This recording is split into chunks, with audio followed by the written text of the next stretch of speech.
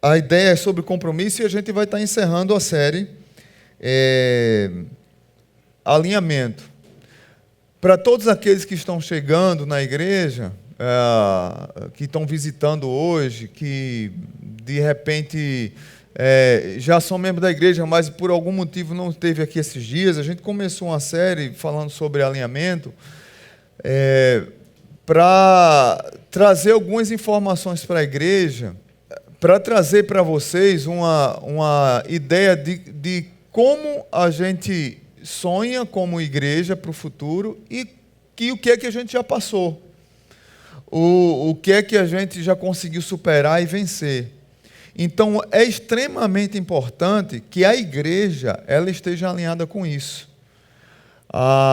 Eu acho que nós vivemos numa sociedade, acho não, é fato, nós vivemos numa cidade líquida, como diz Zygmunt Bauman, nós vivemos numa sociedade descompromissada ou ativista demais, endeusada. As pessoas estão preocupadas em satisfazer suas vontades e não em ter uma vida comunitária. Vivemos numa sociedade extremamente consumista e, de certa forma, trouxemos essa cultura para as igrejas. E muitas pessoas, quando chegam nas igrejas, elas não querem se submeter ao Evangelho e nem querem ser participantes da missão que Deus deu à igreja, de pregar o Evangelho. E aí trata a igreja como um shopping, e consome e não serve. Isso talvez seja uma das coisas que mais nos incomodam. Por outro lado, a gente tem perdido o feeling da história, o feeling de um tempo, temos perdido a oportunidade de que o mundo, nesse contexto maluco que a gente vive, é um mundo que está carente da graça de Deus, é um mundo que precisa ouvir o Evangelho e que as pessoas, por mais secularizadas que estão, por mais coração dura que estão, elas estão precisando ouvir a pregação do Evangelho e nós não temos feito isso. Se você olhar direitinho, a gente só convida para a igreja ou só se relaciona com crente. Parece que vira uma febre, né? A gente se converte e esquece dos amigos não crentes. A gente se converte e esquece das pessoas que nunca ouviram falar de Jesus. Quando não, nós nos sentimos superiores a elas, né? E isso afeta a propagação do Evangelho. Então, hoje eu vou falar sobre compromisso, mas hoje eu vou falar um pouco sobre tudo que aconteceu na Zona Sul nos últimos 10 anos. 2010 a 2019, 2010 foi quando eu assumi essa igreja como pastor, mas eu estou aqui desde 2008, né? Nós tivemos, junto com a liderança dessa igreja, algumas decisões bem ousadas. Quando a gente chegou aqui na igreja, nós tínhamos no hall de membros uma média de 100 pessoas, mas na prática tínhamos 60 pessoas. Quando o culto estava lotado domingo à noite, tinha 80 pessoas e a gente ficava feliz demais. Poxa, a igreja hoje estava lotada, tinha 80 pessoas. Então, naquela época, a gente conseguia estar perto de todo mundo, visitar todo mundo, apoiar todo mundo. E esse todo mundo daquela época vivia numa comunidade que parecia um sonho. É algo que eu sempre gostei, de coisa pequena. Eu sabia que Deus poderia fazer algo grande na igreja.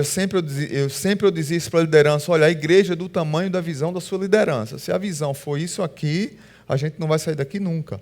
Sempre eu dizia isso para eles. Mas, ao mesmo tempo, eu sempre gostei de um público menor, porque eu acho que o meu lado pastoral é muito forte. Então, eu gosto de estar junto das pessoas, gosto de estar cuidando, gosto de visitar, gosto de sentar para conversar e de passar horas conversando. É o meu estilo de ser.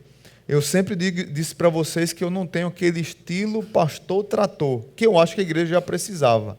Aquele pastor que sai derrubando estaca, árvore e o negócio vai avançando. Mas não é o meu estilo, Deus não me fez assim e eu estou entendendo que não sou assim, não vou ser. E nem devo ser, porque Deus não me fez assim. Amém? Deu para entender, né? Mas junto com a liderança da igreja, nós tomamos a decisão de estudar algumas coisas e fazer algumas mudanças. Lembro de conversas com a liderança de que irmão Mauro sempre dizia assim: pastor, a gente tem que encontrar o pulo do gato. Não sei se Mauro lembra disso, o pulo do gato. E eu dizia: rapaz, vamos descobrir, vamos achar, vamos mudar junto, vamos tentar pensar junto. E começamos a estudar sobre células, sobre grupo pequeno, sobre pequeno grupo, sobre grupos de discipulado, o que você achar. A gente tentou estudar e passamos praticamente quase que 1 ano e meio, 2 anos estudando sobre isso e começamos um grupo piloto aqui na igreja, que foi, eu creio que um momento muito especial para a gente.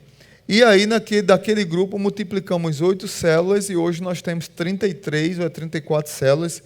É pouco para a quantidade de membros que tem na igreja e de visitantes que têm chegado na igreja. Nós já deveríamos ter mais de 50 células, mas por falta de líderes a gente só tem 33.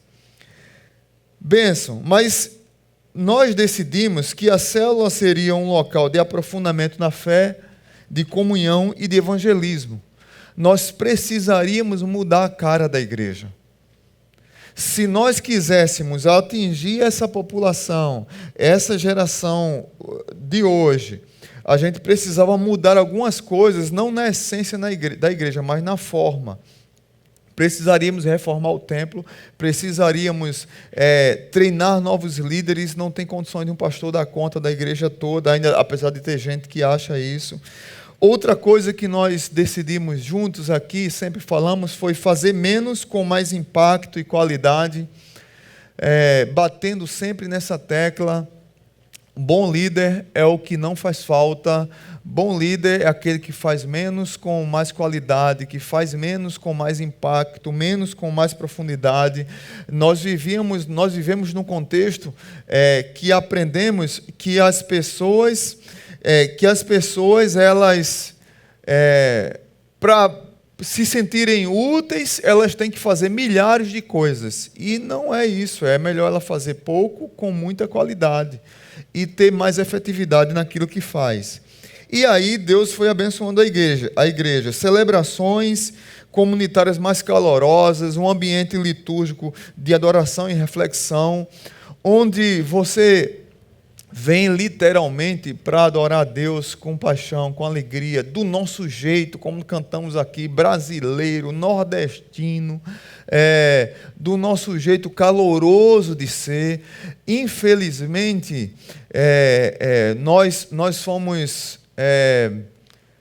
infelizmente, em que sentido? A nossa liturgia... A liturgia evangélica brasileira foi muito influenciada pela liturgia americana. É algo que um dia eu penso escrever.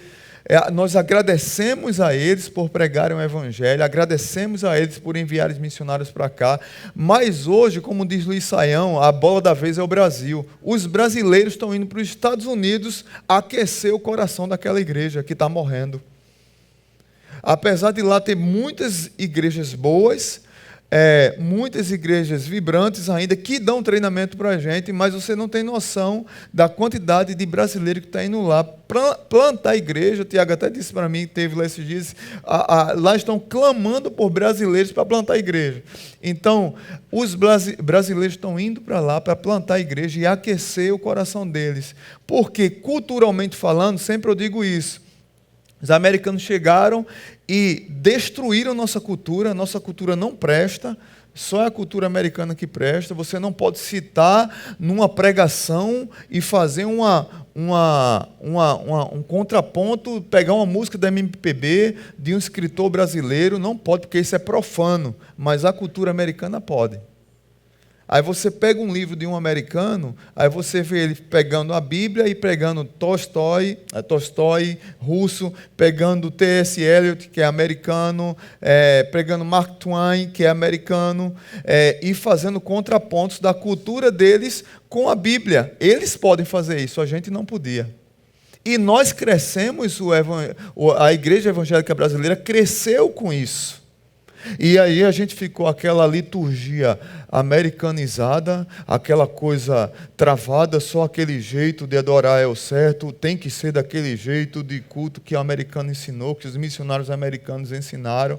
E o que foi que aconteceu? A igreja brasileira ela não tinha identidade. Era uma igreja brasileira com identidade americana. E hoje, graças a Deus, as igrejas ela têm tido cultos memoráveis, calorosos, cultos vibrantes do nosso estilo, do nosso jeito de ser brasileiro. E eles estão vindo aqui beber para aprender com a gente, para fazer lá. Amém? Tem gente que ainda diz assim, pô, pastor, mas o culto sério, o culto batista tem que ser... Não, meu amigo. O culto tem que ser de acordo com a sua realidade, desde que não fira a palavra de Deus, desde que não fira a essência da palavra de Deus, mas a forma, se tiver que mudar, a gente muda. Amém? O que se não muda é a essência, mas forma, se tiver que mudar, muda. Então, isso foi uma decisão ousada na nossa igreja.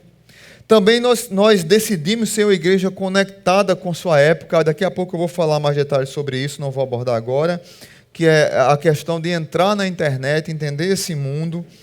Investimento missionário no orçamento e não apenas em campanha. Para mim, foi uma das coisas mais nobres que nós fizemos aqui na igreja. Para levantar, às vezes, uma campanha para levantar R$2.500 numa campanha, a gente tinha que fazer feijoada, almoço, era lavagem de carro, cortar cabelo, era tanta coisa que tinha que fazer, doação, bingo. Bingo acho que nunca fizemos, não. Como é que a gente faz aqui que vende leilão? Mas não tem problema fazer bingo, não. A célula, cadê a célula do Trará, como é o nome do Torá? Do Torá. O Arraiá do Torá fizeram um bingo lá, abençoado lá, com caroço de feijão lá, foi muito legal. E a gente faz leilão. Tudo isso era para arrecadar fundos para investimentos missionários. E isso como me incomodava. Porque o missionário que está no campo, ele recebe salário todo mês, ele precisa comer todo dia, concorda comigo? Ele tem filho na escola todo dia, não só em campanha. E sempre eu bati na tecla aqui, gente, vamos investir na obra missionária mensalmente no orçamento. E hoje faz parte do orçamento da igreja projetos missionários. Nós ultrapassamos a barreira dos 10%. Claro que diminuímos o nosso orçamento por causa de falta de entradas. A gente diminuiu o orçamento geral, mas o orçamento de missionários a gente aumentou, graças a Deus. E nós hoje investimos mensalmente, todo mês a gente investe dinheiro nos missionários. Você, a sua oferta, o seu dízimo também vai para obras missionárias. Isso é bênção. Uma vez eu estava mal, porque alguém soltou uma piada para mim num canto, num evento desse denominacional, e disse assim, a Zona Sul não investe mais na obra missionária. Aí o pastor Arthur me alertou. Disse, olha, tal igreja viu na última campanha, tal igreja levantou R$5.000 para a obra missionária. Aí o pastor Arthur disse, Marcelo, vamos fazer as contas de quanto a Zona Sul investe na obra missionária por ano? Eu fiquei abatido mesmo, disse, caramba, Arthur, a gente está fraco, viu? Aí Arthur fez as contas, pegou lá os dados da nossa igreja e anualmente, isso ano passado, a gente investiu mais de R$70 mil na obra missionária. E eu estava preocupado que a gente não investia 5, porque uma igreja investiu 5. E veio como uma piada para mim. Mas por mês a gente investe mais do que 5, por mês.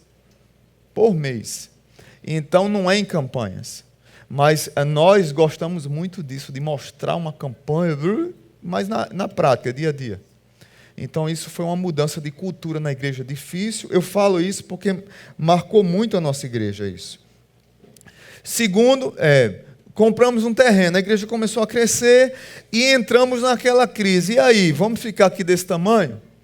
Vamos continuar aqui? Vamos expandir o evangelho através de alargar as fronteiras? Vamos ter coragem de alargar as fronteiras? Deus nos incomodou muito. O país entrando em crise, eu querendo desistir de comprar um terreno. Deus falou claramente para mim, não tenho dúvida nenhuma daquele momento. Estava em Teresópolis, no mestrado, e lá em Teresópolis já é alto, né? E ainda por cima, no seminário que nós estávamos, tem um monte de oração. E no monte de oração tem uma torre de oração. Negócio bem pentecostal mesmo. É dos metodistas. É um seminário nosso seminário batista, mas alugamos o prédio dos metodistas e estudávamos lá. E eu fui para a torre de oração lá em cima. Só para subir o monte de oração dos metodistas é 34 minutos andando. Para você ver como é alto. E eu querendo... Não vamos entrar na campanha, o Brasil em crise, impeachment chegando, a economia acabando, e a gente reunindo com a liderança, e um irmão dizendo assim, pastor, a gente tem que comprar o terreno, e outro dizendo, pastor, o Brasil está em crise. E eu, meu Deus do céu, o que é que eu vou fazer? Vou levar a igreja a comprar um terreno desse. Meu Deus, é uma loucura. E eu fui para um monte de oração. Pastor Batista orando no monte. Aí você ia ver o negócio que é de Deus aí, esse negócio, né? E Deus falou literalmente para mim naquele dia: se vocês comprarem quando tiver no tempo de bonança, vai ser na força de vocês. Se vocês comprarem no tempo de crise, vai ser na minha força e eu que estou na frente. Amém? A turma que é penteca gosta, né? Oh, God. E aí, eu cheguei aqui mais animado, né? E numa das reuniões aí só fez confirmar o que Deus falou conosco. O irmão disse assim, pastor, a gente tem que comprar esse terreno por causa das oportunidades. A igreja está crescendo, a pessoa não queria vender. Um pastor, amigo dele de infância, que é pastor na Suíça, disse assim, venda o terreno para a igreja batista, rapaz. Pare de ser abusado. O cara não gosta de crente. O cara que vendeu o terreno para a gente. E não queria vender para crente. E aí ele contou para a gente que ligou para esse amigo dele da Suíça, e o cara disse, não, venda para a igreja batista, uma igreja séria, e vai ser bênção. E ele disse, vai pastor, eu vou vender, porque vai que eu arrumo um lugar no céu, né, para mim, né? Aí eu disse para ele, meu amigo, vender terreno não dá lugar no céu não, ele se arrepender dos seus pecados e entregar a vida a Cristo, viu? Aí foi bom, a gente orou com ele, mas nesse processo o irmão da igreja disse assim para mim, pastor, se a igreja não comprar o terreno, eu compro, porque aquele terreno está muito bom. E eu disse, rapaz, vamos dizer isso na reunião. E ele disse e confortou o coração de todo mundo, foi como o bálsamo de Deus para acalmar o coração da igreja e dos líderes. Então, essas coisas foram acontecendo nesses últimos 9 anos. E nós compramos o terreno, e o terreno já vai fazer 1 ano agora, em junho. A gente está em julho? Já fez 1 ano. Já fez 1 ano que o terreno está quitado e escriturado. Amém? Nós achávamos que não ficou desespero, demos lá 300 mil de entrada e dividimos 24 parcelas de 15 mil, e o medo de pagar isso, e a gente foi pagando, e não faltou nada. Teve gente que ganhou causa na justiça e disse, pastor, a primeira parcela é minha, disse 15 mil reais da parcela é minha. Teve outro que disse, pastor, eu tenho um negócio meu que está 30 anos esperando. Teve outra irmã que disse, pastor, eu me aposentei e eu vou pagar uma parcela. Teve outro que disse, eu vendi uma casa, eu não ia dar o dízimo da casa, mas eu vou dar o dízimo e vou dar uma oferta do terreno. Eu sei que foi chegando. Teve gente que cresceu no trabalho, que melhorou e foi chegando, e a gente pagou esse terreno e está pago. 660 mil reais, e hoje vale 1.200.000 mais ou menos. Está avaliado. É um bem da igreja, está escriturado no nome da Igreja Batista Zona Sul. É de vocês esse terreno. É dessa igreja. Quem deu foi Deus. Lembra do que Deus já disse? Se for na minha força, for na força de vocês, Se for na hora da bonança, vai ser na força de vocês. Se for na hora da crise, vai ser na minha força. E foi na força do Senhor. Então, também nós envolvemos a igreja na vocação, várias frentes para abençoar o terreno, para abençoar os projetos missionários, as pessoas usando suas profissões, usando seus talentos, médicos, dentistas, professores, enfermeiros, psicólogos, advogados, pessoal da área da estética. Até teve histórias engraçadas por causa da estética mês passado, né, Marcos? Marcos e pastor Arthur comprando esmalte no Alecrim. Em quantidade. Aí pastor Arthur disse, Marcos, está percebendo que toda loja que a gente entra, as mulheres estão rindo da gente? Aí Arthur foi e fez isso. Eu acho que estão achando que a gente está comprando esmalte para o nosso salão de beleza. Porque foram lá foi uma tarde de beleza que teve aqui no Vocação e foi um tempo precioso lá no terreno e teve um tempo precioso lá. Então, coisas que Deus tem trazido à igreja e tem abençoado a igreja. Ministérios criados, vários ministérios que nós não tínhamos, como de oração, como de mídia, como de arte e comunicação, louvor estruturado, o crescer estruturado, tantos outros ministérios, própria vocação, ministérios que foram nascendo e se solidificando aqui na igreja, formação de novos líderes, 2 pastores ordenados, o Paulo e o Arthur, ordenados na igreja, 3 celebrações, tínhamos uma, depois 2, depois 3, depois voltou para 2, agora 3 de novo. Tudo isso, gente, é algo que nós deveríamos celebrar. Nós deveríamos vibrar com isso. Isso aqui é um resumo básico do que eu estou fazendo dos últimos 9 anos na igreja. Tem muito mais coisas que a gente poderia citar aqui. Eu posso até estar sendo injusto com pessoas e com ministérios aqui, mas é muito mais coisas, muito mais vitórias que nós tivemos.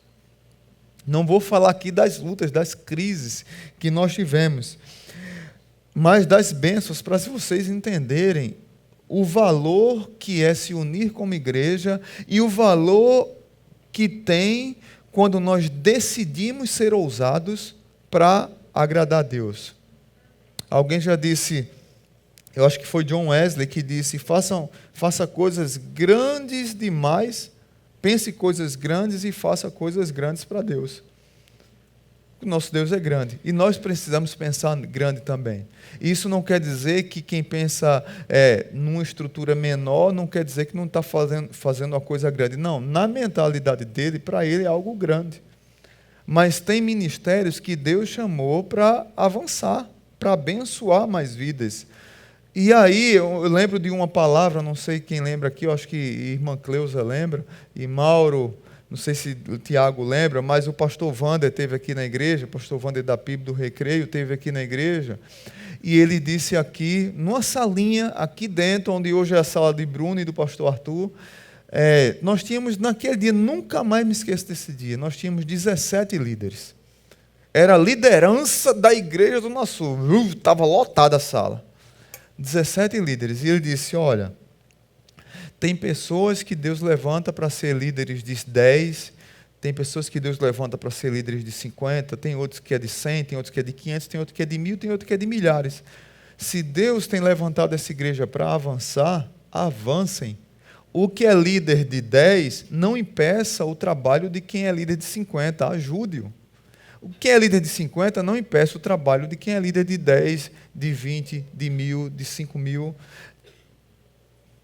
Gente, como marcou aquilo? Eu não tinha noção daquilo. Mas ele, quem que falou isso, foi uma pessoa que pegou a igreja com 27 membros, lá no bairro do Recreio dos Bandeirantes, no Rio de Janeiro, que antigamente só era mato. Hoje é um dos bairros mais nobres do Brasil e a igreja tem 5.600 membros. E ajuda igrejas e missionários e projetos no mundo todo, não só no Rio de Janeiro. Então, por que eu estou dizendo isso? Porque quem falou para a gente isso foi uma pessoa que tem respaldo para falar e abençoou muito a nossa igreja. para usar, nós tínhamos que mudar nossa mente. Tivemos percalços? Sim. Tivemos pessoas que ficaram emperrando, não, mas a igreja batista não é assim. A igreja batista não pode ter essa liturgia. A igreja batista não pode ser desse jeito. Esse pastor é muito moderninho. Essas mudanças não vão ser boas para a igreja, porque teve esse tipo de coisa. Teve gente que chegou aqui na igreja e disse assim, eu não vou me submeter a um curso de membros porque eu sou batista há 49 anos e 38 dias, 5 horas e 7 semanas. E essa mesma pessoa saiu daqui da igreja, foi para outras igrejas batistas aqui próximas e deu trabalho lá e já saiu e foi para outra, e saiu e foi para outra e já está na 4ª, 5ª igreja. E aqui nós decidimos, não, para ser membro da igreja tem que se alinhar à realidade da igreja, senão a gente não avança nunca. Porque cada um que chega aqui diz o que tem que ser feito, a gente vai morrer de fazer tanta coisa. E aí eu lembro dessa frase de George Bernard Shaw, que me acompanha já há alguns anos. Essa foto aí é do terreno, para quem não conhece o nosso terreno, é a foto do nosso terreno quando nós tivemos lá o último batismo, em outubro. Não há progresso sem mudança, e quem não consegue mudar a sua própria mente acaba não mudando coisa alguma. A primeira mudança na nossa vida começa na nossa mente. Caleb, quando recebeu a porção dele do Hebron, ele tinha 40 anos. Não era isso? Quando foi divididas as terras. Quando ele tinha 85 anos, que ele recebeu de fato e de verdade, ele disse, eu tenho tanto vigor quanto eu tinha com 40 anos para conquistar essa terra. Hoje em dia tem jovem que tem 23 anos e diz que está cansado, que não vai conseguir nada na vida porque a vida acabou. É assim ou não é a sociedade hoje? Ó vidas, ó céus, não vou conseguir, eu tenho 23 anos, eu estou ficando velho. Caleb tinha 85 anos quando disse assim, eu tenho tanto vigor para ir para a guerra quando eu tinha 40 anos e eu vou lá para conquistar o meu Hebron. Qual é o seu Hebron? Nós precisamos mudar a mente para conquistar os nossos Hebrons. Nós precisamos mudar a mente, mudar de atitude para avançar na vida. E como igreja, nós precisamos entender que precisamos estar unidos, alinhados para avançar. Senão a gente vai ficar marcando o passo como igreja a vida toda e a gente não vai avançar nunca. Vai ficar sem direção, sem rumo, sem saber para onde é que a gente chega. E aí, seguindo as orientações tem um livro muito interessante que eu estou lendo, chamado A Quarta Revolução Industrial. E aí ele diz assim, você tem que pensar em 2030, na verdade eu fui com menos fé, né? A ideia dele é pensar o mundo em 2050. Foi de uma conferência organizada pela ONU de Economia Mundial, e o autor desse livro fez uma pesquisa gigantesca sobre vários assuntos, várias mudanças que estão ocorrendo na economia mundial, na indústria, na medicina, nas vendas, no comércio, na saúde, em várias áreas. E ele diz, olha, a gente tem que pensar um mundo daqui a 2050, como é que vai ser esse mundo. E as mudanças são grandiosas. E a gente não pode nunca perder a essência, mas a forma a gente vai mudar muito, principalmente para essas novas gerações. Então, quais são as decisões ousadas que nós temos que tomar? E a gente tem que focar. Isso aqui é um sonho, gente, que eu estou trazendo para a igreja. É um sonho que nós temos. E temos conversado como liderança e temos conversado como equipe pastoral. Como liderança, claro, o nosso sonho possível, mas a longo prazo e por etapas. Eu entendo que é um sonho a longo prazo e entendo que é por etapas. Volto a dizer, tem irmãos aqui que têm muito mais fé do que eu, que dizem assim, pastor, a gente vai para lá muito mais rápido do que o senhor imagina. E eu aqui estou pensando em fazer 4 cultos, daqui a pouco 5 cultos. Eu estou pensando nisso, porque eu sei da demanda financeira que é para ir para ali. Mas nós precisamos focar em projetos e economia de custos para a gente focar na nossa nova sede. Nós vamos ter reuniões agora, próximos dias, com a equipe de arquitetas, com o pessoal que fez o orçamento. Não vou trazer nada para vocês agora, porque é eles que vão planejar de como é que nós vamos lançar a campanha da construção, mas nós vamos logo, logo trazer aqui a campanha da construção do terreno. Pastor, tem alguma coisa para começar? Tem, louvado seja Deus. A nossa igreja não está no vermelho porque é muito organizada. Muito organizada, mas nós temos hoje, eu não lembro exatamente o valor. Rômulo, a gente tem quanto? Aqui, pode falar que aqui é só os membros da igreja. Tem uma média de 200 mil. Hoje a gente tem 200 mil em caixa. Amém? Nós temos a média de 200 mil em caixa. Isso é bênção, mas para construir lá, em 6 mil metros quadrados, isso é só um sopro. Um sopro. É só um sopro. Mas temos 200 mil em caixa. Isso é bênção de Deus. E nós precisamos avançar mais com isso. E por que nós temos esse valor? Porque desde que quando compramos o terreno, a gente focou em reservar dinheiro, guardar dinheiro para pensar na construção. Nós também sonhamos com a expansão do Evangelho. O Evangelho de um jeito saudável, de uma igreja contextualizada, para a nossa realidade. Eu tenho dito para vocês que talvez, eu acho que um dos sonhos mais frustrados que eu tenho é de não ter plantado igrejas nesses últimos 10 anos. E quem planta igreja é igreja. Quem planta igreja não é agência missionária, não é convenção. Você olha para a Bíblia, quem planta igreja é igreja. Igrejas que fazem parcerias. Agências missionárias, convenção, ela pode unir as parcerias para que se plante igreja. Mas quem planta igreja é igreja. Nós precisamos entender isso. E nesse mundo consumista que nós vivemos, nós queremos ir para a igreja, mas nós não queremos abrir mais igrejas, porque o importante é a nossa, está bonitinha, arrumada, só investir na nossa, e só a nossa, e só a nossa, só a nossa, e a gente não avançar com o Evangelho. Eu sonho, não sei como nem quando, mas a gente tem planejado, tem sonhado, temos orado. Pastor Arthur está fazendo um curso agora, um curso que eu fiz em 2008 de revitalização e plantação de igreja, e que muita coisa eu apliquei aqui. E pastor Arthur está fazendo esse curso agora. E a gente tem sonhado em alguns bairros aqui de Natal com plantação de igrejas. Só para vocês terem uma ideia, membros daqui da igreja no Tirol, nós temos uma média de 40 a 45 pessoas. Só Tirol, Lagoa Nova, por ali. Nós poderíamos começar um trabalho lá? Sim, por que não?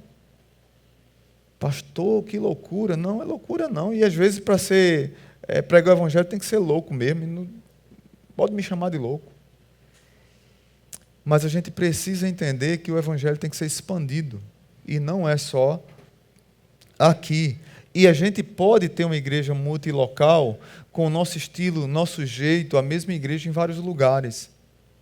Você está na Igreja Batista Zona Sul, no Tirol, na Zona Norte, em Parnamirim, não sei, gente, a gente está estudando.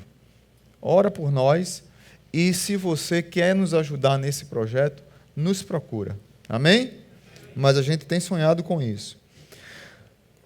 Apoio a outros pastores e igrejas, a gente já faz isso, a nossa igreja já dá treinamento, a nossa igreja já faz cursos, vários profissionais daqui da igreja já vão em outras igrejas dar treinamento, líderes de ministérios, que já vão em outras igrejas dar apoio de revitalização de igreja, isso já acontece.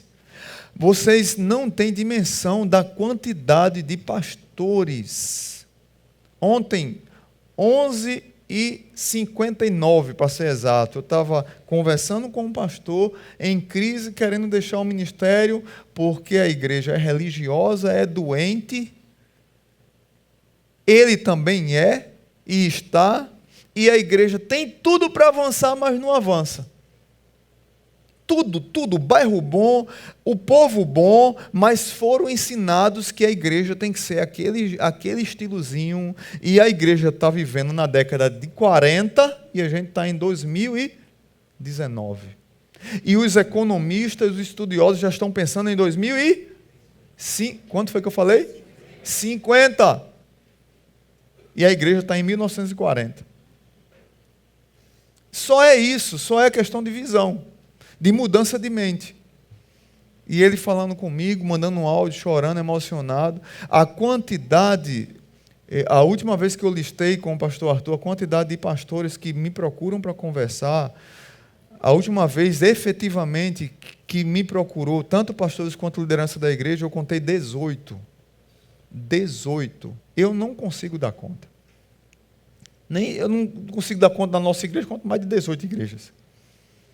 Mas o que eu tenho dito para eles é assim: a nossa igreja está à disposição, os nossos membros estão à disposição, dentro dos horários deles, dos ministérios, que pode sentar e conversar, mas a gente já está fazendo isso.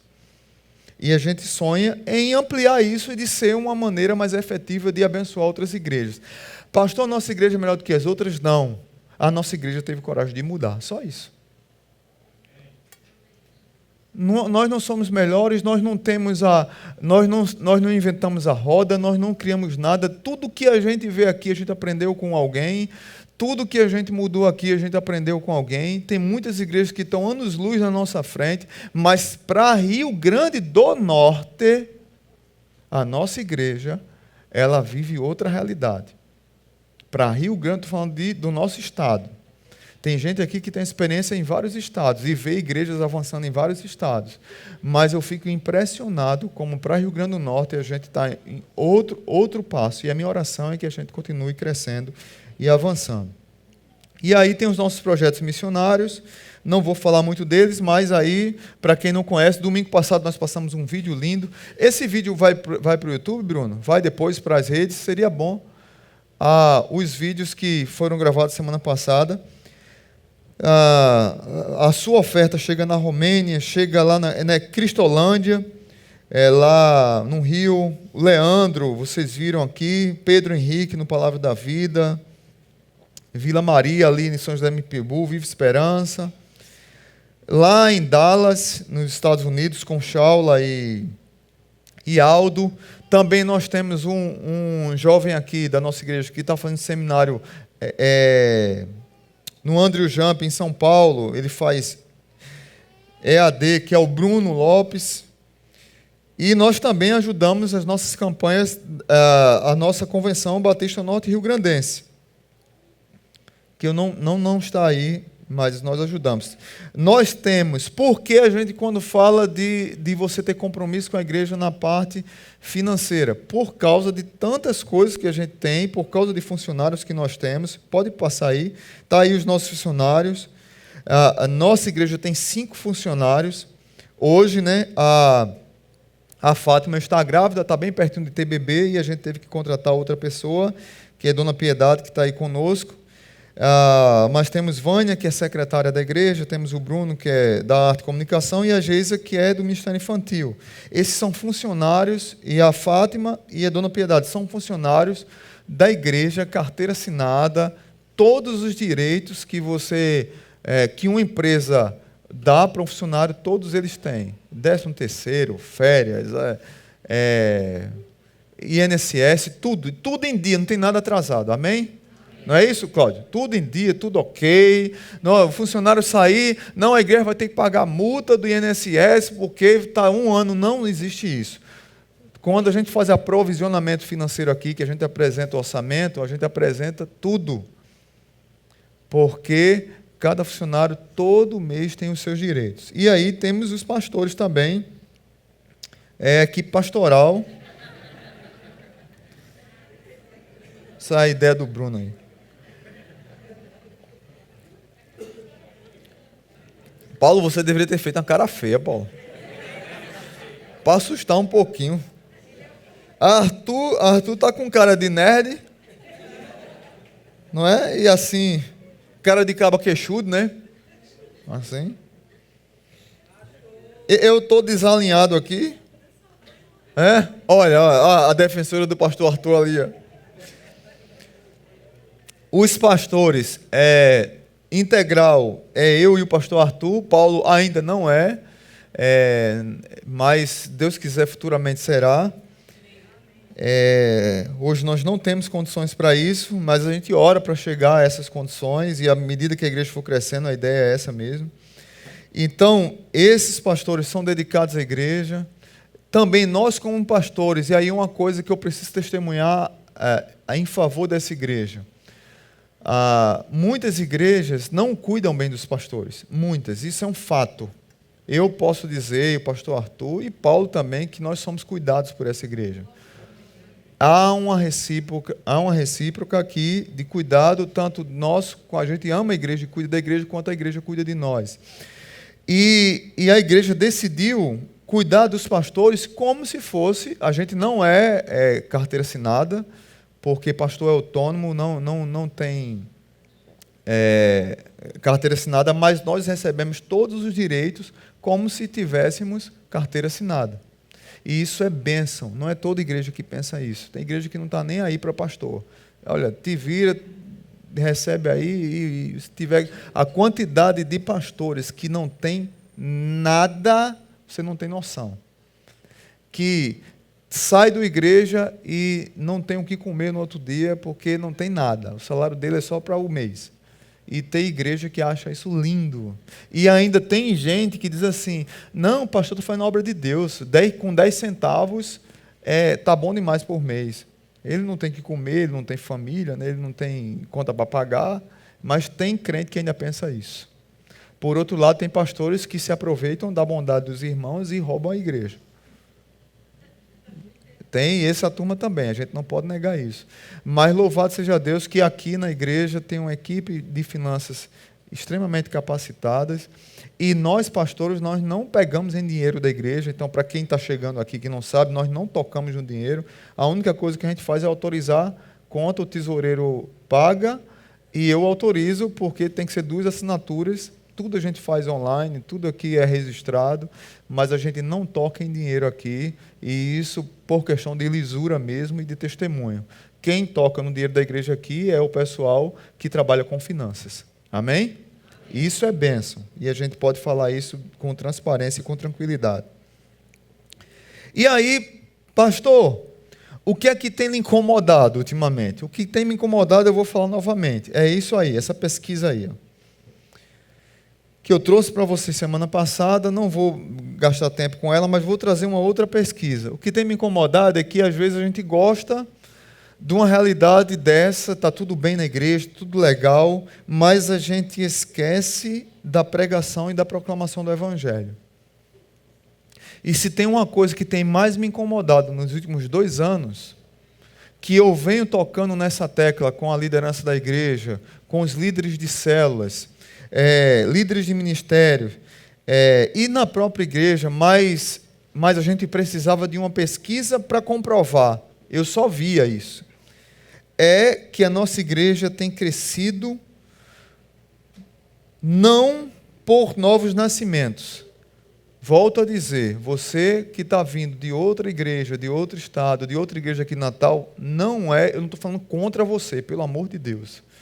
Nossa igreja tem tido um braço forte de chegar pessoas de outras igrejas e a gente amar, cuidar, e 99% dessas pessoas que chegam na nossa igreja, volto a dizer, 99%, são pessoas bênçãos, chegam aqui para abençoar.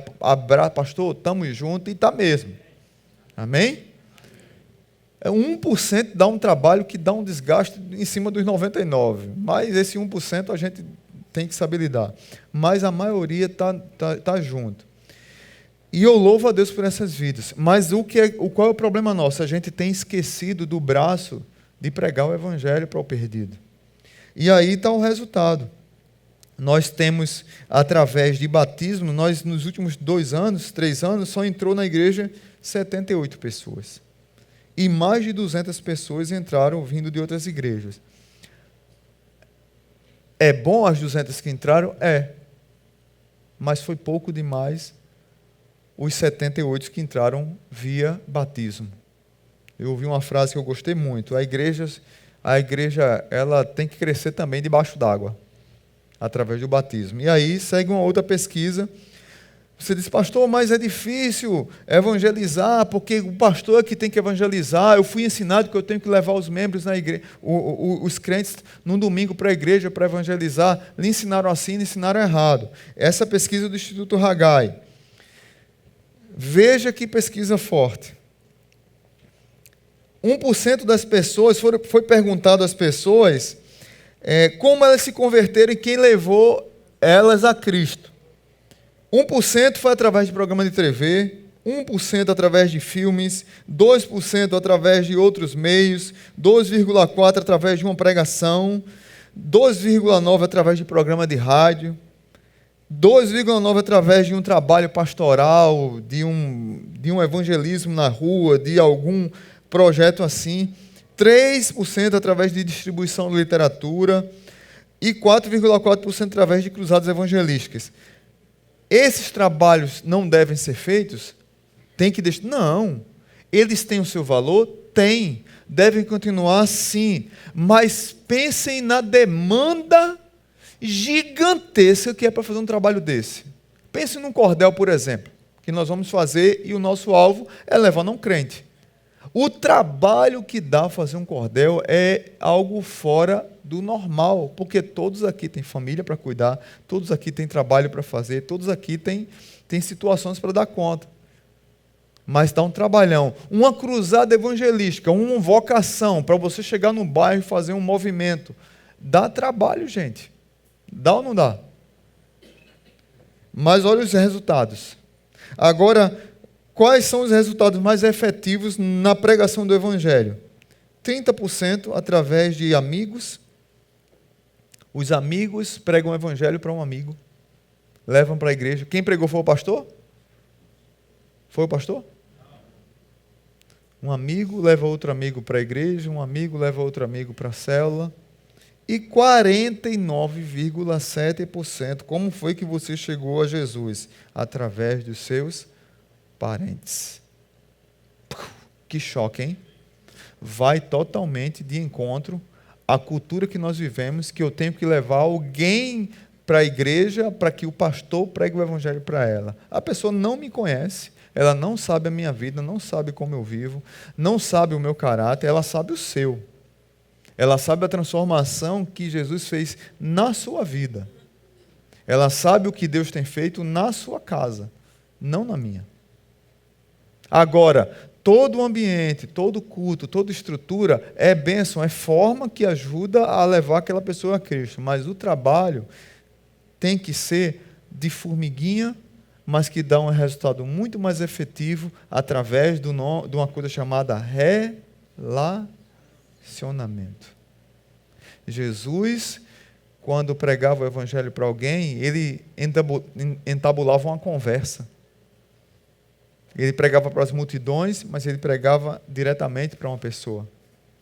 Jesus, quando quis transformar o coração de Zaqueu, ele disse: ei, desce da árvore, entra na tua casa, vamos tomar um café lá, comer uma feijoada.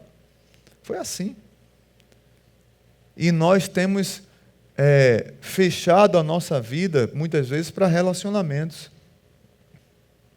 De repente, a sua casa poderia ser uma bênção para receber uma célula. No mundo que nós vivemos de casas pequenas e de apartamentos apertados, né? Os apartamentos hoje gigantes são apartamentos de 54 metros quadrados para 10 pessoas, não é? As propagandas são assim, né? Mas nós temos dificuldade. Tem células que não tem reunião porque as casas não estão abertas para receber. Mas, de repente, a sua casa poderia ser um local de pregação do Evangelho para outras vidas, para abençoar aqueles que não conhecem o Evangelho. Será que você está disposto a isso? Será que você está disposto a assumir um compromisso, abrir mão de alguma coisa para que o Evangelho chegue no coração daqueles que não ouviram ainda? Pastor, eu nunca fui treinado. A gente aprendeu que tem que aprender uma cartilhinha para pregar o Evangelho. E não tem que ter cartilhinha para pregar o Evangelho. tem assim, eu era cego, agora vejo. Claro que você tem que chamar o outro para ser discípulo de Jesus, é um processo e a igreja está aqui para ajudar nesse processo. Mas a pregação do Evangelho ela é pura e simples, e nós não temos feito isso. A simplicidade da pregação do Evangelho a gente tem desprezado. Mas é o mesmo Evangelho que transformou a minha vida e a sua vida. E aqui está uma prova grande de que nós temos feito pouco. A começar em mim, viu, gente? Nosso alcance, e aí eu vou falar sobre a igreja conectada, para a gente entrar para o encerramento. Nosso alcance é através do serviço da internet. Só para vocês terem uma ideia. Em 2 anos, no Facebook, nós tivemos 6.000 visualizações, 38.000 pessoas foram alcançadas e curtidas 2.000 e poucos. No Instagram, 35.000 pessoas alcançadas, 120.000 vezes foram vistas nossas publicações e nós temos essa quantidade de seguidores. Pastor, isso aqui é importante? Tem gente que diz que não. Para mim é. Para o mundo que nós vivemos, isso aqui é muito importante. Para aquela turma de economistas que estudaram, que estão estudando há 30 anos e estão pensando em 2050, isso aqui é muito importante e daqui a pouco isso aqui não vai servir mais para nada. Mas é muito importante hoje. Por isso que nós decidimos investir nessa área, que também sim é uma área missiológica da igreja. Você pode achar que não, mas a igreja não precisa disso. Precisa sim. Tem gente que publica tanta porcaria na internet, e por que a gente não pode pregar o evangelho na internet? Pastor, os números são pequenos. São pequenos. Para o tamanho da nossa igreja. Isso aqui é dentro de 1 ano, né? É verdade. Os números, mas alguém poderia dizer, os números são pequenos. São pequenos para a nossa realidade. A gente não é uma igreja gigante, mas para a nossa realidade e para a realidade de igrejas no nosso estado, os números são excelentes. Isso aqui são dados que Bruno levantou de 1 ano só. Não são dados de mais que isso. E aí, pode passar o próximo. No Google, 60.000 buscas, 604 solicitações e 40.000 visualizações. Isso o Google. A pessoa vai lá e digita Google, Igreja Batista Zona Sul, e vai pesquisando, e vai... Quantas pessoas chegaram aqui na nossa igreja via Google, procurando endereço e chegaram aqui hoje? E aí, um número que nos animou foi o do Spotify. Quantidade de vezes que nós fomos ouvidos. 5.000 reproduções das mensagens.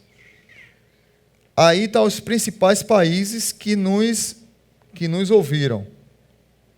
Por incrível que pareça, os Estados Unidos é o segundo. Japão está aqui. Japão é um dos que assistem sempre no YouTube. Está aqui os países que nos acompanham. Os principais. E as cidades que nós somos mais acompanhados do Brasil. Como é o nome da cidade francesa aí? Me ajuda aí, Marcos, que cidade é essa aí? Strasbourg. Starbuck? Fala aí, você fala francês. Tá bom, está mesmo, alguma coisa. Então tá aí. YouTube. Fomos assistidos por mais de 28.000 pessoas. Média de pessoas nos cultos ao vivo. Uma média, nós temos uma frequência média aqui na igreja de 400 pessoas que vêm nos cultos. Mais 280 por domingo no YouTube. Volto a dizer, pastor, são poucos? Para a nossa igreja, não, é muita gente. É quase a quantidade de pessoas que estão aqui assistindo o culto, estão assistindo também via online. Ou seja, por domingo, nós temos uma média de quase 700 pessoas, 800 pessoas, dependendo do domingo, que viram os nossos cultos. Isso só no domingo. 500.000 impressões. Impressões são pessoas que viram a nossa página. 54 mil visualizações de vídeo e nós chegamos em 48 países. Está aqui o Japão de novo. O Japão é o segundo país que mais nos assiste via YouTube. Essas informações são importantes para vocês saberem, sim, para vocês entenderem o alcance da sua igreja e o compromisso que você tem que ter com ela. E aí eu quero concluir dizendo assim, nada adianta, trazendo 3 versículos, mas não adianta nada disso se você não assumir o compromisso de fazer parte da igreja de fato e de verdade. Tudo isso que eu falei, toda a pesquisa que eu trouxe, esse bate-papo hoje foi informal, me desculpem a demora que falei demais, mas tudo isso eu trouxe para que você compreendesse o que nós fazemos, o que você é convidado a fazer. Você faz parte de uma igreja, e igreja não é shopping center. Igreja é uma comunidade de crentes, não um museu de santos, mas uma comunidade de pecadores transformados pela graça de Deus, transformados pelo Evangelho. Nós não somos um museu de santos, nós somos pecadores que estamos crescendo dia após dia. E nós precisamos assumir o compromisso com a igreja e o compromisso com o Evangelho de Jesus para fazer a diferença onde nós estejamos. Então, primeiro que eu queria pedir a você, de todas as mensagens que nós falamos, uma das que mais, um dos temas que mais foi falado foi: serei comprometido com a minha igreja. Seja comprometido com a sua igreja. Esses dias um líder de célula estava em crise, mandou para mim uma mensagem mal. A pessoa manda uma mensagem na célula dela, dizendo assim: olha, eu não vou para a célula esse final de semana porque eu vou para uma festa na minha igreja. E a pessoa é da nossa igreja, da célula, já há mais de ano. Vem cá, a pessoa é de que igreja? Da nossa ou da outra? Meu conselho para o líder de célula foi: tira do grupo, do WhatsApp, e conversa com a pessoa e diga assim: tchau e bênção. Bem-vindo ou bem-ido. Se quiser continuar conosco, seja comprometido com a nossa igreja.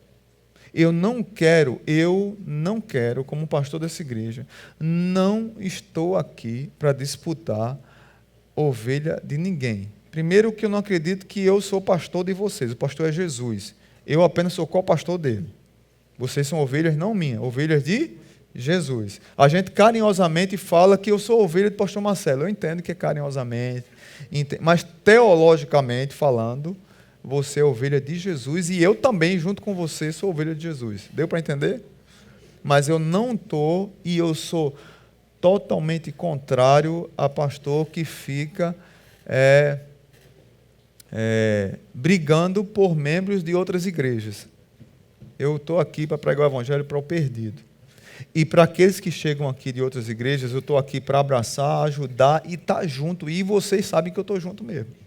Quem está aqui e veio de outra igreja sabe que eu estou junto. Mas para eu ir atrás, meu amigo, e para a pessoa ficar aqui, com o coração aqui em outra igreja, ela está errada. Isso é antiético. Antiético. Reino dividido não subsiste. Reino dividido não subsiste. Você faz parte de qual igreja? Da Zona Sul ou de outra? Escolha. Se quiser aqui, amém. Se quiser ir para outra, amém também.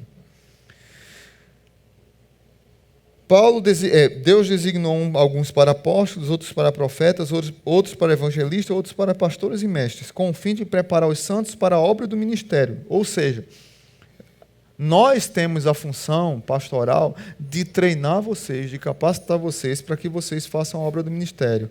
Para que o corpo de Cristo seja o quê? Edificado. O corpo de Cristo é edificado só pela pregação do pastor? Não. O corpo de Cristo é edificado quando a obra do ministério é feita. E a obra do ministério é feita por todos. Por isso que eu tenho que ser comprometido com a minha igreja. Eu preciso fazer parte da igreja de fato, de verdade.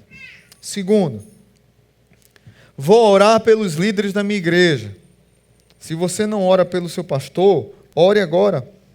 O autor de Hebreus diz assim: obedeçam seus líderes e submetam a autoridade deles. Eles cuidam de vocês como quem deve prestar contas. Obedeça-lhes para que o trabalho deles seja uma alegria e não um peso, pois isso não seria proveitoso para vocês. Quando o líder está bem, a igreja vai bem. Quando o líder está mal, a igreja não vai bem. Isso é notório. Isso é notório. Gente, nós precisamos entender que devemos caminhar juntos. É recíproco, é via de mão dupla. Eu preciso amar vocês e cuidar de vocês, vocês precisam cuidar de mim e dos pastores, dos líderes de célula. Eu fiquei tão feliz essa semana, irmã Cleusa e irmão Mauro vieram de viagem e são líderes de uma célula.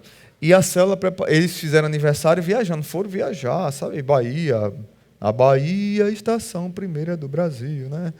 Foram lá para a Bahia, chique. Lá conheci aqueles lugares bonitos, trouxeram até cacau, né? Fazia 58 anos que eu não comia cacau. Uma bênção, quem não comeu cacau aqui vale a pena, viu? Aí, quando chegaram para a célula segunda, uma surpresa. Foi aniversário deles, eles estavam viajando. A célula fez uma surpresa para eles. Isso é cuidado com os líderes. E eu parabenizei os líderes em treinamento. Isso é cuidado. Nós precisamos orar por nossos líderes. Ore por nós, estamos certos de que temos consciência limpa e desejamos viver uma vida de maneira honrosa em tudo. Orem por nós, não só por nós pastores, orem pelos líderes de ministérios dessa igreja, orem pelos líderes de células dessa igreja. Eles têm desempenhado um trabalho espetacular para lhe servir, para lhe abençoar, para que você chegue aqui e esteja tudo pronto. E por último, minha família será envolvida saudavelmente com a igreja. Josué disse: se porém não lhes agrada servir ao Senhor, escolham hoje a quem não servir. Se aos deuses dos seus antepassados, que os seus antepassados serviram além do Eufrates, ou aos deuses dos amorreus em cuja terra vocês estão vivendo. Mas eu e minha casa serviremos ao Senhor. Amém? A quantidade de pessoas que não têm. E aqui eu quero trazer uma palavra um pouco mais dura para os pais aqui. A quantidade de pais que não tem ensinado aos filhos a se envolverem saudavelmente com a igreja é muito grande. A quantidade de pessoas que faltam culto aqui na igreja. Nossa igreja tem 400, quase 500 membros. E congregados tem mais de 100. Ou seja, nosso público semanal deveria ser, no mínimo, 600 pessoas. No mínimo. Mas a quantidade de pessoas que só vem para a igreja quando está servindo e que passa um mês, dependendo da escala, 1 mês e meio, não tem compromisso com nenhum culto e diz assim: não tive tempo, mas nós temos 3 cultos iguais. 3, você não pode vir para nenhum dos 3. A quantidade de membros da nossa igreja de pai que põe uma dificuldade enorme para levar os filhos para uma célula. Prefira você não ir, adulto, mas leve o seu filho. Prefira você não ir, mas leve o seu filho. A quantidade de pais é enorme, é grande. Está aqui o líder, o pastor de adolescente, aqui, o casal pastoral de adolescentes, Livano e Humberto, que não me deixa mentir. Dificuldade que Humberto, tive uma reunião com o Humberto essa semana e disse: pastor, vamos ter uma série de reuniões com os adolescentes, mas eu quero fazer uma com o Senhor presente, com os pais. Eu digo, essa já é a segunda, porque ano passado a gente teve uma, né? Depois, a gente chora, porque a gente não serve a igreja, a gente não ajuda a igreja, a gente não gosta de culto, não vai para culto, a gente aprendeu que está na moda crente é AD e ficar em casa, não estou doente, não estou com nada, hoje eu vou ficar em casa, é light, hoje eu vou assistir em casa. E o filho vai vendo isso, vai vendo que você não se envolve com a igreja, vai vendo que você não lê a Bíblia, vai vendo que você não tem momentos devocional, vai vendo que você não se envolve com nenhum ministério, o filho vai vendo que você não se envolve com nenhuma célula, o filho vai vendo que você não ama o Senhor, e ele também não quer saber disso. Filho, vamos para a igreja? Não, pai, não estou afim não. Mas você vai para a igreja porque eu estou obrigando. Não, mas o senhor também não vai. Porque na igreja tem 3 cultos todo domingo, o senhor só vai quando está de serviço, uma vez a cada 45 dias. Ou é mentira? Aí o filho dá uma de senhorzinho malta, o filho daí para o pai. Não é? Foi longe agora, né? Por que eu estou dizendo isso, gente? Porque isso tem me preocupado. Porque eu tenho percebido que as famílias da igreja, muitas, não têm servido ao Senhor. Não têm servido à igreja. E muitas famílias estão longe. E aqui eu não estou convidando você para ser religioso, não. Eu estou convidando a você a ser apaixonado por sua igreja. E bater no peito e dizer assim, eu faço parte dessa igreja. Eu estou aqui junto com essa igreja. Ou então você encontre uma igreja que você possa bater no peito e dizer assim, essa igreja é a minha igreja. Amém, meu irmão. Eu quero que você e sua família esteja bem na igreja, congregando na igreja, servindo a igreja, amando a igreja, discipulando na igreja, sendo discipulado pela igreja, ouvindo pregações, pregando, ensinando, sendo ensinado, abraçando, sendo abraçado. Mas que você faça parte da igreja, de fato e de verdade. E aí, por isso que o tema de hoje é compromisso. Espero que vocês tenham entendido. Espero que o alinhamento tenha sido aqui, você tenha recebido o alinhamento de coração. Foi de coração, não é palavra dura aqui, mas é de coração para que você entenda o valor de fazer parte de uma igreja. A igreja está crescendo e a gente tem que alinhar mesmo, para avançar com um só pensamento. Amém? Pai Santo, muito obrigado por esse ajuntamento, muito obrigado por essa igreja maravilhosa, pelos irmãos que estão aqui, abençoa o restante do nosso dia, abençoa hoje à tarde, vamos estar aqui junto com os irmãos que vão vir para os cultos, para o culto das 19 e 17 horas aqui assistindo o jogo, vibrando com os irmãos e depois ficando para estar junto com eles, celebrando a Deus no culto das 19. Que o Senhor abençoe a vida de cada um, prepara um tempo precioso aqui das famílias, no almoço, que possam refletir sobre isso que nós falamos, né, de ter um compromisso com a igreja em várias áreas, espiritual, de comunhão, de serviço, financeira, com a família, de compromisso, de muitas vezes nós estamos cansados e a gente despreza tanto o culto, e é naquele culto que Deus queria falar algo conosco, e a gente desprezou aquele momento. Quantas famílias estão longe do Senhor, quantas vidas estão longe de intimidade com o Senhor.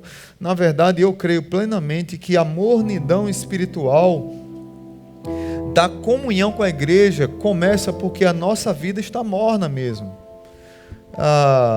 Crente tem que estar junto das brasas para ficar aquecido. E a fogueira é a igreja. E nós vamos soprando junto com a igreja, um soprando o outro, e aquela brasa vai acendendo novamente. Por mais difícil e dificuldades que nós tenhamos na igreja, mas é o lugar maravilhoso que Deus nos convidou para estar em comunhão com os nossos irmãos, cuidando um do outro, servindo um ao outro. Pai, abençoa essa amada igreja. Obrigado pelos projetos, pelos sonhos. Obrigado por esse alinhamento. Hoje não foi uma pregação, mas foi uma mensagem, uma conversa com a igreja, para que a igreja entenda que nós precisamos nos ajustar e avançar. Tem muito a ser feito, mas principalmente tem muita gente que precisa ouvir o Evangelho, e que nós somos chamados para pregar o Evangelho para essas vidas. Abençoa a tua igreja, que o amor de Deus o Pai, que a graça poderosa, preciosa de Jesus e que a comunhão do Espírito Santo nos acompanhe. Nos dá um restante dia abençoado, no nome de Jesus. Amém.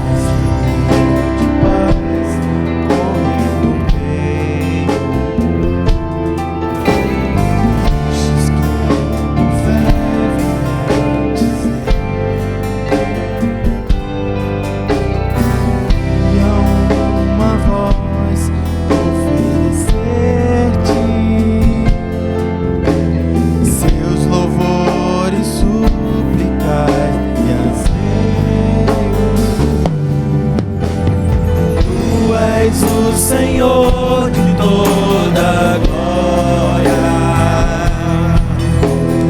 hoje sempre como foste outrora, no correr da história, revelando o seu amor. Deus bendito, Rei e Salvador. Bendito Rei e Salvador.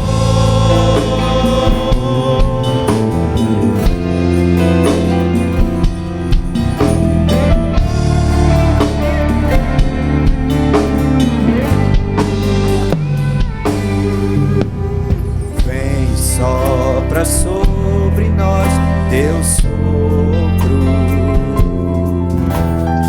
reunidos neste ajuntamento, honra e santifica este momento com a tua igreja que é teu povo. Faz teu rio de paz correr no meio,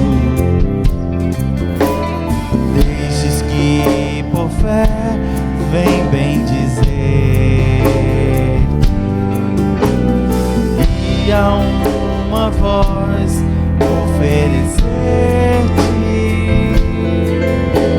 seus louvores, súplicas e anseios. Tu és o Senhor de toda glória, hoje sempre como foste outrora,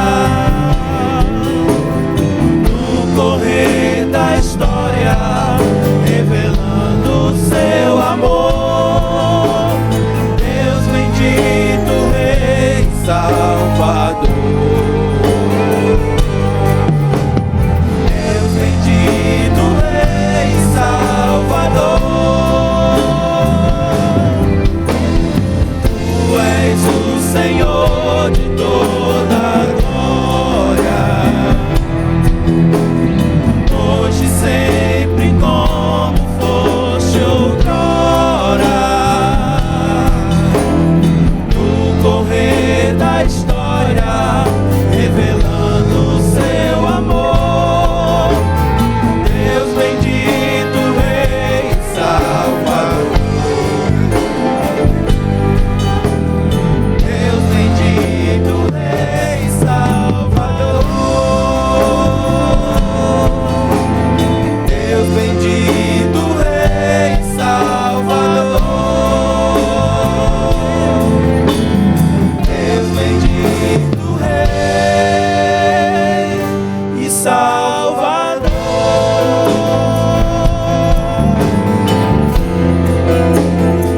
Deus abençoe vocês, meus queridos.